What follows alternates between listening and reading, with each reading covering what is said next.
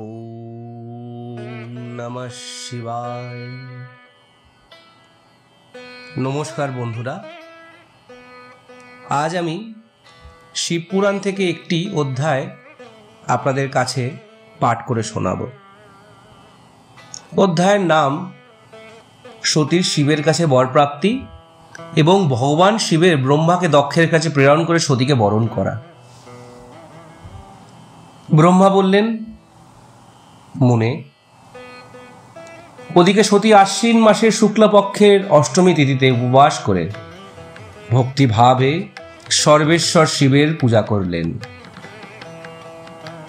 এইভাবে নন্দাব্রত পূর্ণ হলে নবমী তিথির দিবসে ধ্যানমগ্ন সতীকে ভগবান শিব প্রত্যক্ষ দর্শন দেন। তার শ্রী বিগ্রহের সর্বাঙ্গ সুন্দর এবং গৌরবর্ণ। তার 5টি মুখের প্রত্যেকটিতে 3টি করে চক্ষু, কপালে চন্দ্র শোভমান, তার চিত্ত প্রসন্ন, কণ্ঠে নীল চিহ্ন দৃষ্টিগোচর হচ্ছিল। তিনি চতুর্ভুজ সম্পন্ন, হাতে ত্রিশূল, ব্রহ্ম কপাল, বড় অভয় ধারণ করে রয়েছেন। ভস্মময় অঙ্গরাগে তার সারা দেহ উদ্ভাসিত। গঙ্গা দেবী তার মস্তকের শোভা বৃদ্ধি করছেন। তার সর্ব অঙ্গ অত্যন্ত মনোহর। তাকে মহালাবণ্যের খনি বলে মনে হচ্ছে। মুখে কোটি কোটি চন্দ্রের ন্যায় প্রকাশিত ও আহ্লাদিত এবং অঙ্গকান্তি কোটি কোটি কামদেবকে তিরস্কৃত করছিল। তার আকৃতি নারীদের পক্ষে সর্বতোভাবে প্রিয়। সতী এরূপ সৌন্দর্য মাধুর্য প্রভু মহাদেবকে প্রত্যক্ষ দর্শন করে তার চরণ বন্দনা করলেন। সেই সময় তার মুখ লজ্জায় অবনত হয়েছিল। তপস্যার পুঞ্জফল প্রদানকারী মহাদেব তার জন্য কঠোর ব্রত ধারণকারী। সতীকে পত্নী করার ইচ্ছা পোষণ করলেও তাকে এই কথা বলেন। মহাদেব বলছেন, উত্তম ব্রত পালনকারী দক্ষ নন্দিনী, আমি তোমার এই ব্রত পালনে অত্যন্ত প্রসন্ন। তাই তুমি বর প্রার্থনা করো। তোমার যা অভীষ্ট আমি সেই বরই তোমায় প্রদান করব। ব্রহ্মা বললেন, মনে, জগদীশ্বর মহাদেব যদিও সতীর মনোভাব জানতেন, তা সত্ত্বেও তার মুখ থেকে শোনার জন্য বললেন, কোনো বর প্রার্থনা করো। কিন্তু সতী লজ্জায় বশীভূত হয়ে গেলেন। তার হৃদয়ে যে আকাঙ্ক্ষা ছিল তা স্পষ্টভাবে বলতে পারলেন না। তার অভীষ্ট মনোরথ লজ্জায় আচ্ছাদিত হয়ে রইল। প্রাণবল্লভ শিবের প্রিয় বাক্য শুনে সতী প্রেমে মগ্ন হয়ে গেলেন। সেই কথা জেনে ভক্তবৎসল ভগবান শঙ্কর অত্যন্ত প্রসন্ন হয়ে বারংবার বলতে লাগলেন, বর চাও, বর চাও। সৎপুরুষদের আশ্রয়ভূত অন্তর্যামী শম্ভু সতীর ভক্তির বশীভূত হয়েছিলেন। সতী তখন নিজ লজ্জা প্রশমিত করে মহাদেবকে বললেন, বর প্রদানকারী প্রভু, আমাকে আমার ইচ্ছা অনুসারে এই বর দিন, যা ব্যাহত না হয়।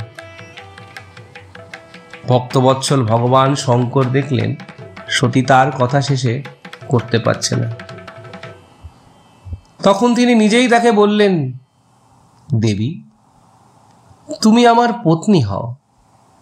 নিজ অভীষ্ট ফল প্রকটকারী এই কথা শুনে সতী চুপ করে দাঁড়িয়ে রইলেন, কারণ তিনি তার মনোবাঞ্ছিত বর পেয়ে গিয়েছিলেন। তখন দক্ষকন্যা প্রসন্ন হয়ে 2 হাত জোর করে মস্তক অবনত করে ভক্তবৎসল শিবকে বললেন, দেবাদিদেব মহাদেব, প্রভু জগৎপতে, আমি আমার পিতার সঙ্গে কথা বলে বৈবাহিক বিধিতে আমার পানি গ্রহণ করুন। ব্রহ্মা বললেন, নারদ, সতীর কথা শুনে ভক্তবৎসল মহেশ্বর প্রেমভরে তার দিকে তাকিয়ে বললেন, প্রিয়ে, তাই হবে। তখন দক্ষকন্যা সতী ও ভগবান শিবকে প্রমাণ করে ভক্তিপূর্বক বিদায় নিয়ে যাওয়ার আদেশ লাভ করে মোহিত ও আনন্দপূর্ণ হয়ে মায়ের কাছে ফিরে গেলেন। ভগবান শিব ওদিকে হিমালয়ের নিজ আশ্রমে প্রবেশ করে দক্ষকন্যা সতীর বিরহে একটু কষ্ট অনুভব করে তার চিন্তা করতে লাগলেন। দেবর্ষে তারপর মনকে একাগ্র করে লৌকিক গতির আশ্রয় নিয়ে ভগবান শঙ্কর মনে মনে আমাকে স্মরণ করলেন। ত্রিশূলধারী মহেশ্বর স্মরণ করায় তার সিদ্ধির দ্বারা প্রেরিত হয়ে আমি তখনই তার সামনে উপস্থিত হলাম। হিমালয়ের শিখরে যেখানে সতীর বিরাহ অনুভবকারী মহাদেব বিদ্যমান ছিলেন, আমি সেখানে সরস্বতীও উপস্থিত হই।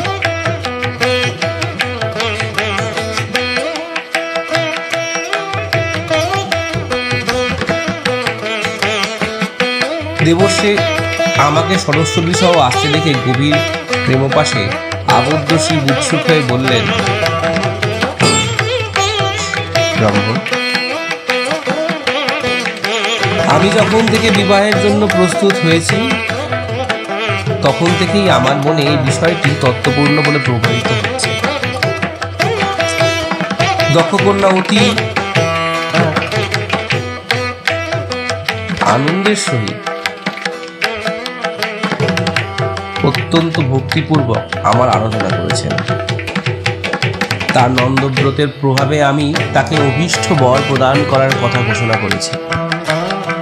ব্রাহ্মণ, তখন তিনি আমার কাছে আপনি আমার পতি হন এই বর প্রার্থনা করেছেন। তা শুনে সর্বতোভাবে সন্তুষ্ট হয়ে আমিও বলেছি যে তুমিও আমার পত্নী হও। দক্ষায়নী সতী তখন আমাকে বললেন, জগৎপতে, আপনি আমার পিতাকে জানিয়ে বৈবাহিক বিধি দ্বারা আমাকে গ্রহণ করুন। ব্রাহ্মণ তার ভক্তিতে সন্তুষ্ট হয়ে আমি তার অনুরোধ মেনে নিয়েছি। সতী তার মায়ের কাছে চলে গিয়েছেন এবং আমি এখানে চলে এসেছি। সুতরাং তুমি এখন আমার নির্দেশে দক্ষ গৃহে যাও এবং এমন ব্যবস্থা করো যাতে প্রজাপতি দক্ষ শীঘ্রই তার কন্যার সঙ্গে আমার বিবাহ দেয়।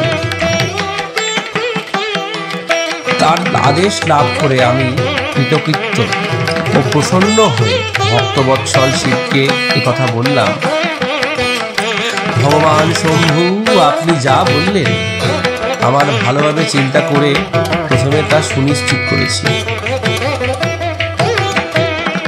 এতে প্রধানত দেবতাদের এবং আমার স্বার্থ আছে। দক্ষ নিজেই তার কন্যা আপনাকে প্রদান করবেন।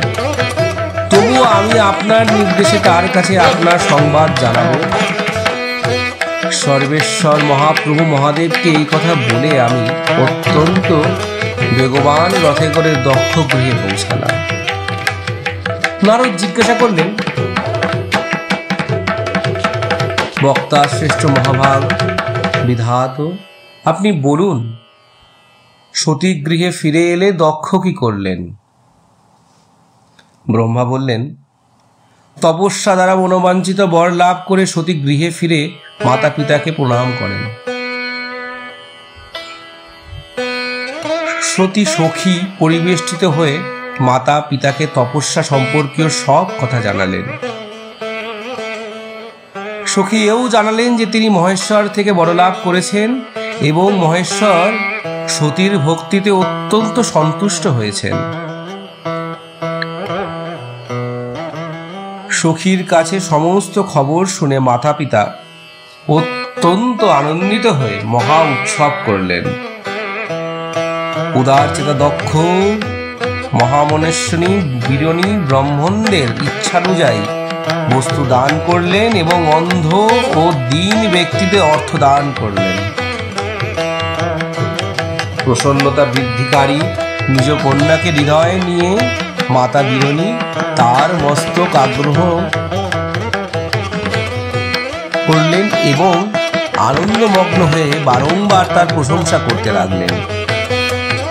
তারপর কিছুকাল পর ধর্মযজ্ঞ শ্রেষ্ঠ দক্ষ এই ভেবে চিন্তান্বিত হলেন যে আমি কিভাবে আমার পুত্রীর বিবাহ ভগবান শঙ্করের সঙ্গে দেব। মহাদেব প্রসন্ন হয়ে এসেছিলেন, কিন্তু তিনি তো চলে গেছেন। এখন আমার কন্যার জন্য কিভাবে আসবেন? কাউকে ভগবান শিবের কাছে পাঠানো উচিত বলে মনে হচ্ছে না, কারণ এইভাবে অনুরোধ করলেও তিনি যদি আমার কন্যাকে গ্রহণ না করেন তাহলে আমার প্রার্থনা নিষ্ফল হবে। এইরূপ চিন্তাগ্রস্ত হয়ে প্রজাপতি দক্ষের কাছে আমি সহসা সরস্বতী সহ উপস্থিত হলাম। আমাকে আস্তে দেখে প্রণাম করে বিনতিভাবে উঠে দাঁড়ালেন। তিনি আমাকে যথাযোগ্য আসন দিলেন। তারপর দক্ষ যখন আমার আসার কারণ জিজ্ঞাসা করলেন, তখন আমি সব কথা বলে তাকে বললাম, প্রজাপতি, ভগবান শঙ্কর তোমার কন্যাকে লাভ করার জন্যই আমাকে তোমার কাছে পাঠিয়েছেন। এতে যা করণীয় তা অবশ্যই করো। সতী যেমন নানা প্রকার এবং সাত্ত্বিক ব্রত দ্বারা ভগবান শিবের আরাধনা করেছেন, তেমনি তিনিও সতীর আরাধনা করেন। অতএব দক্ষ, ভগবান শিবের জন্য সংকল্পিত এবং প্রকটিত তোমার এই কন্যাকে অবিলম্বে তার সেবায় সম্পন্ন কর। তাতে তুমি কৃতকৃত্য হবে।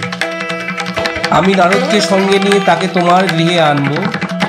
তারপর তুমি তার জন্য উৎপন্ন এই পুত্রীকে তার হস্তে সমর্পণ করো। ব্রহ্মা বললেন, নারদ, আমার কথা শুনে আমার পুত্র দক্ষ অত্যন্ত আনন্দিত হলেন। তিনি অত্যন্ত প্রসন্ন হয়ে বললেন, পিতা, তাই তখন আমি অত্যন্ত